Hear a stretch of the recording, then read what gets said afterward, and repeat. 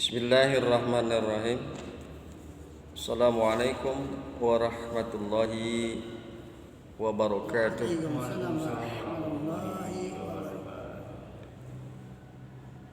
Kita lanjutkan kajian kita berkaitan dengan hadis Kanjeng Nabi Muhammad sallallahu alaihi wasallam. Riwayat daripada Ad-Dailami annahu sallallahu alaihi wasallam qala tarkud dunya amarun minas sabri wa ashaddu min hatmis sayuf fi sabilillah wala yatrukuha ahadun illa a'tahu Allah misla ma yu'ti syuhada wa tarkuha qillatul akli wa sab'i wa bughdus sana'i minan nas wa innahu man ahabba sana'a minan nas ahabbad dunya wa na'imaha wa man sarrahu na'imu kullu na'im fal yada'id dunya wa sana'a minan nas.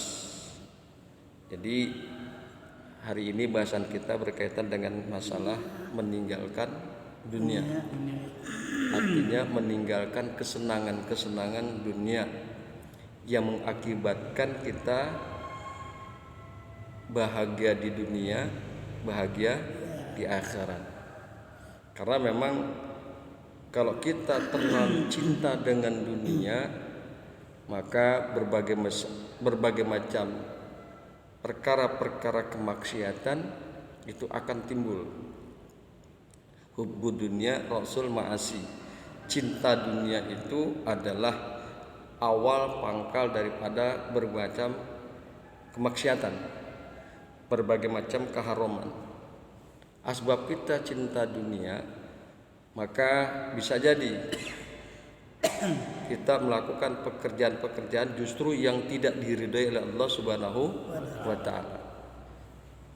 Melakukan pekerjaan-pekerjaan yang justru dilarang oleh Allah Subhanahu wa ta'ala karena kita terlalu cinta dunia. Nah, di sini Kanjeng Nabi Muhammad sallallahu alaihi wasallam mengajarkan kepada kita tarkud dunya amaru minas sabri. Meninggalkan dunia, maksudnya kesenangan dan kenikmatan dunia, meninggalkan dunia amaru minas sabri, itu lebih pahit daripada sabar. Lebih pahit daripada sabar. Wa asyaddu min hatmi suyufi fi sabilillah, dan lebih keras daripada menghancurkan atau dipukul pedang di jalan Allah. Lebih sakit ditebas pedang ketika kita melakukan perang fi sabilillah. Itu tarkud dunia. Meninggalkan dunia itu kondisi seperti itu. Lebih pahit dari sabar, lebih sakit daripada disabet pedang fi sabilillah. Padahal para sahabat itu sangat berkeinginan untuk berperang di jalan Allah.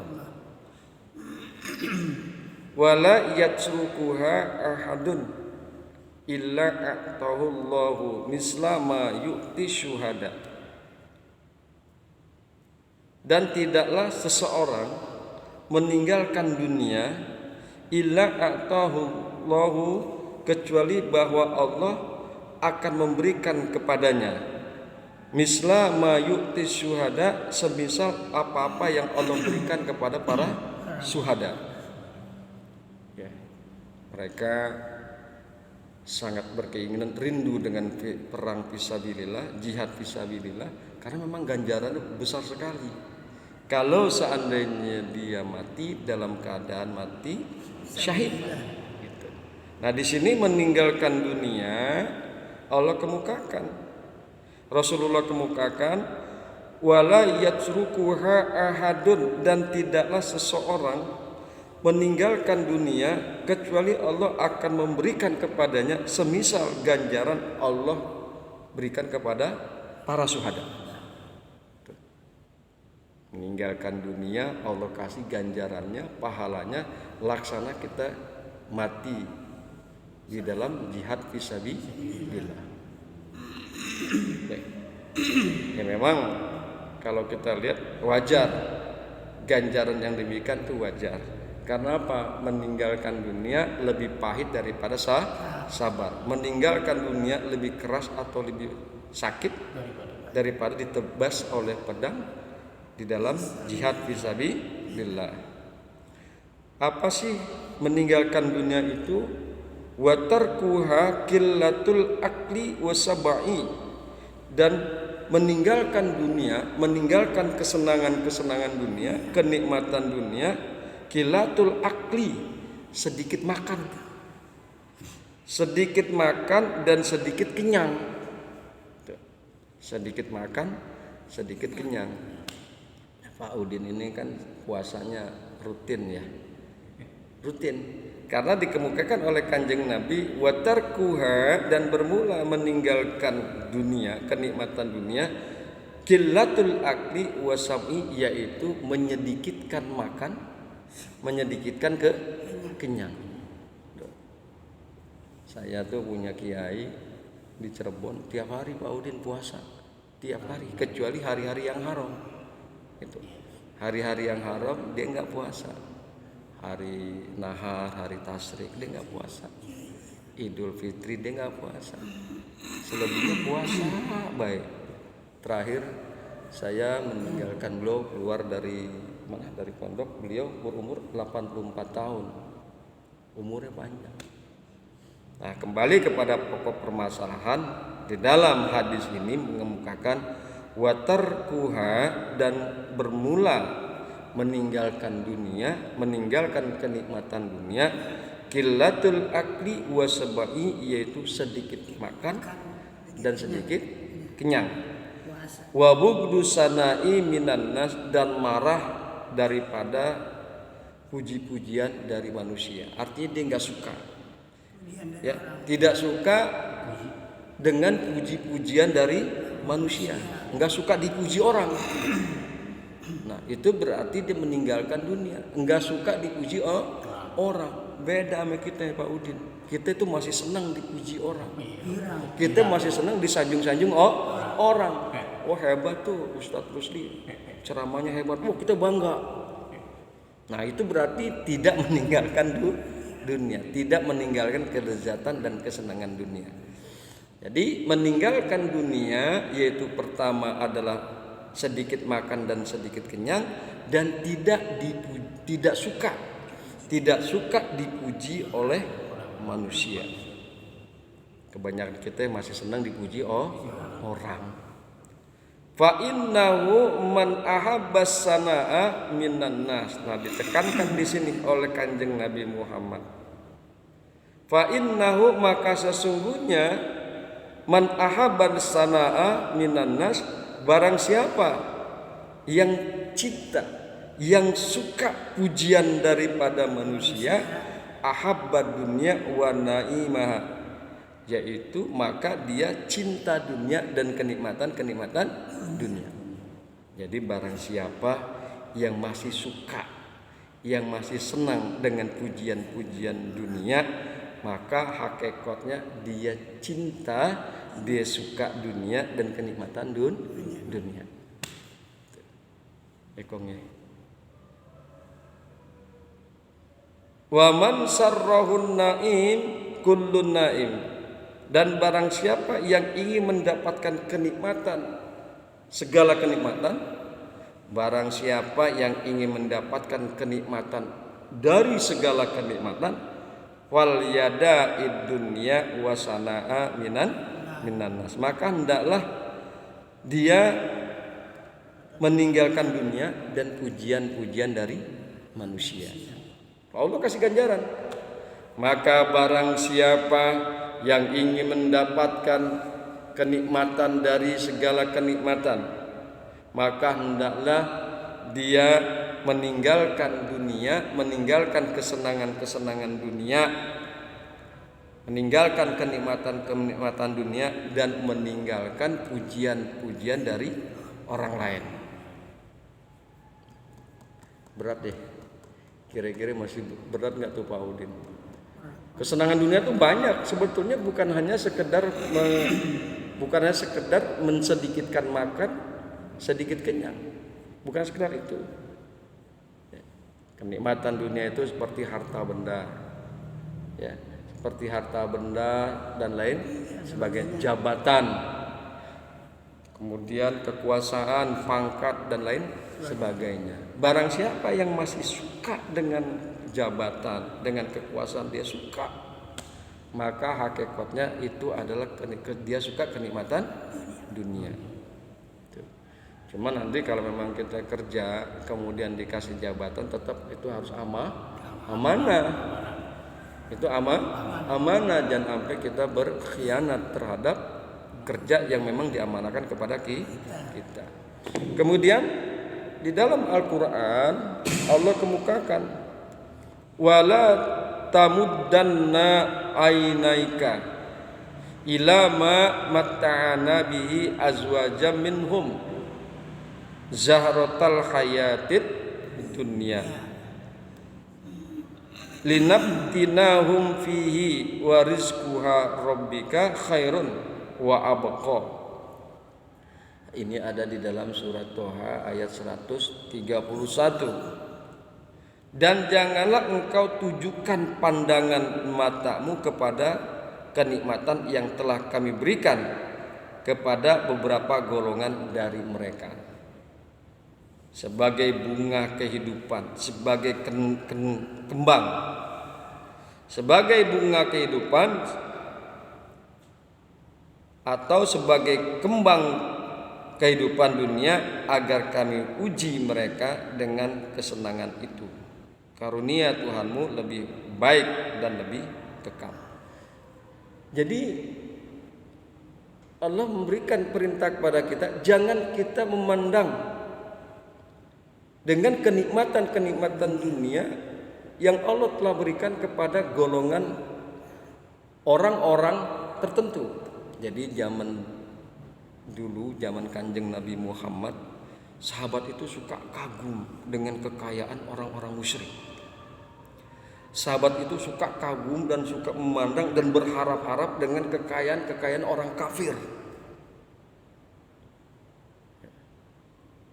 Tegur oleh Allah, janganlah kalian tujukan matamu. Artinya janganlah kalian berharap, berkeinginan sangat terhadap kehidupan, kenikmatan dunia yang Allah berikan kepada segolongan orang-orang kafir, segolongan orang-orang musyrik. Banyak nih Pak Udin ya, orang di antara kita yang mungkin masih senang ya, wah seandainya aku bisa sekaya seperti dia, seandainya saya bisa mempunyai mobil kayak dia, mobil mewah, seandainya harta saya banyak seperti dia. Itu adalah kesenangan-kesenangan dunia yang memang merupakan ujian dari Allah kepada manusia-manusia tersebut. Ujian itu. Kalau ujian itu kan bisa lulus, bisa kagak. Kalau lulus dia mendapatkan kenikmatan dari Allah, kalau kagak lulus dia dapat bala. Kemarin kita udah bahas. Ya. Kalau masalah harta benda, kekayaan, maka dua ditanya oleh Allah. Min aina ila aina. Min aina, dari manakah kekayaan tersebut dia dapatkan? Dari nyolongkah, dari korupsikah, atau kekayaan tersebut didapatkan dengan cara-cara yang halal? Dia tijarah, dia berdagang, atau dia bekerja. Dalam segala aspek pekerjaan, boh dagang kek, boh usaha kek, boh jadi karyawan kek, itu akan terbuka sisi-sisi orang untuk melakukan tindak korupsi. Terbuka sisi-sisi orang untuk melakukan tindak kebohongan. Misal dagang, ini banyak orang-orang dagang ya, contoh misalnya jualan salak aja, itu yang dikasih cobain yang manis-manis, dibawa dia udah siapin yang sepet, Yang kagak enak, mau beli berapa konggit? Di sekilo, cobain dulu boleh? Boleh. Manis-manis tuh, cobain. Konggit pilih aja Pak, pilih kata si tukang dagang. Dipilih tuh sama si pembeli. Nggak manis-manis. Dikresek hitam, timbang sekilo Pak, ya iya sekilo. Giliran aja yang beli meleng diganti buru-buru karena udah disiapin dibawa yang sepet salak sepet. Makanya kalau sampai rumah jangan aneh. Tadinya salak yang kita pilih manis-manis, pas sampai rumah ternyata salaknya sepet. Jadi karyawan juga begitu, nyolong waktu segala macam. Ini jujur ya. Memang kejadian begitu, nyolong waktu. Yang suka jadi pembeli misalnya, jadi apa, purchasing kalau dalam bahasa ininya, dalam bahasa dagangnya, perusahaan. Bagian pembelian. Harganya suka dinaik-naikin. Kalau dia beli harga 500.000, dia ngomong sama yang tokonya, tolong tuh bikinin bon 600.000. Atau nggak usah pakai bonnya bon kosong aja sini, biar nanti saya yang nulis sendiri. Jadi banyak sekali dalam bidang-bidang usaha, boh kerja ke atau jadi staf ke, kita membuka banyak sekali terbuka kisi-kisi yang bisa kita melakukan perbuatan haram. Kenapa begitu? Karena cinta dunia. Hubbud dunia rasul ma'asi. Cinta dunia itu awal pangkal daripada kemaksiatan dan kesalahan. Coba aja lihat. Kan kita Pak Udin ya. Jujur memang kita begitu memang. Memang begitu apa yang dikembangkan oleh Kanjeng Nabi Muhammad benar adanya. Dan kita diajarkan oleh Kanjeng Nabi nggak boleh melakukan itu.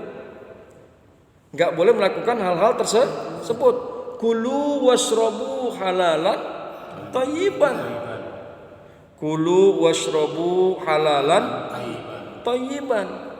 Makanlah dan minumlah yang halal, yang baik. Berikanlah anak istri kalian nafkah yang halal, yang baik. Kan udah jelas. Ngurangin timbangan kagak baik, haram. Duitnya ntar dikasih anak bini. Ngambil bon kosong buat ditulis sendiri, harganya melambung. Tadinya harga 500.000 dinaikin jadi 600.000 pakai bon kosong, haram. Dikasih anak istri, dia makan perkara yang haram, anak istri juga makan perkara yang haram. Kulu wasrobu halalan thayyiban. Dan janganlah engkau tujukan pandangan matamu kepada kenikmatan yang telah kami berikan kepada beberapa golongan dari mereka sebagai bunga kehidupan dunia, agar kami uji mereka dengan kesenangan tersebut.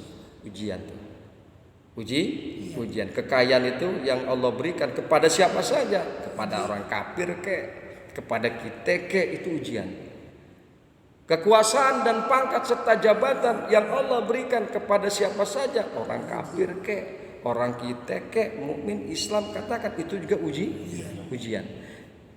Dengan kata lain bahwa jangan sampai mata kita silau dengan kesenangan orang. Jangan sampai mata kita silau atau berharap dengan kenikmatan orang lain yang memang Allah sengaja berikan kepada mereka. Kemudian dikatakan wa rizqu rabbika khairun wa abqa, dan rizki atau karunia Tuhanmu itu lebih baik dan lebih kekal. Rizki yang Allah berikan kepada kita dengan cara-cara yang halal itu lebih baik. Rizki yang Allah berikan kepada kita, karunia yang Allah berikan kepada kita itu lebih baik. Kemudian karunia nanti yang Allah berikan di akhirat dengan rizki, dengan kekayaan yang kita gunakan sebagaimana yang Allah inginkan, sebagaimana yang Rasulullah inginkan, maka yang demikian itu adalah lebih baik dan lebih kekal nanti di akhirat. Kan kita udah sepakat di dalam Al-Quran ya, Wa basyiril ladzina amanu wa amilus solihati annalahum jannatin tajri min tahtiyal anhar. Kan gitu Kong ya. Ujungnya lahum fiha azwajum mutahharah wa hum fiha khalidun. Sampaikanlah kabar gembira kepada orang-orang yang beriman dan orang yang beramal saleh. Siapa itu orang beramal saleh? Salah satunya kalau dia dapatkan rizki, maka rizki itu diambil dari cara-cara yang halal. Ya Pak Udin. Rizki atau maisha yang diambil itu dari cara-cara yang halal. Rizki atau maisha yang dibelanjakan itu juga dengan cara-cara yang halal. Cara-cara yang memang sudah diperintahkan oleh Allah dan Rasulnya. Seperti apa? Zakatnya jangan lupa. Yaitu contohnya berupa zakat mal. Sedekahnya jangan lupa. Sedekah kepada fakir miskin dan lain sebagainya. Jika itu dilakukan, khairun wa abqa, itu lebih baik dan lebih kekal.